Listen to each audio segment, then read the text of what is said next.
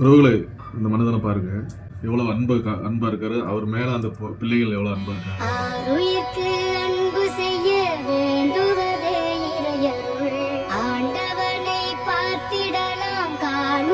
சந்திக்கிற எல்லாருமே மனசுக்கு பின்னாடி பிள்ளைகள்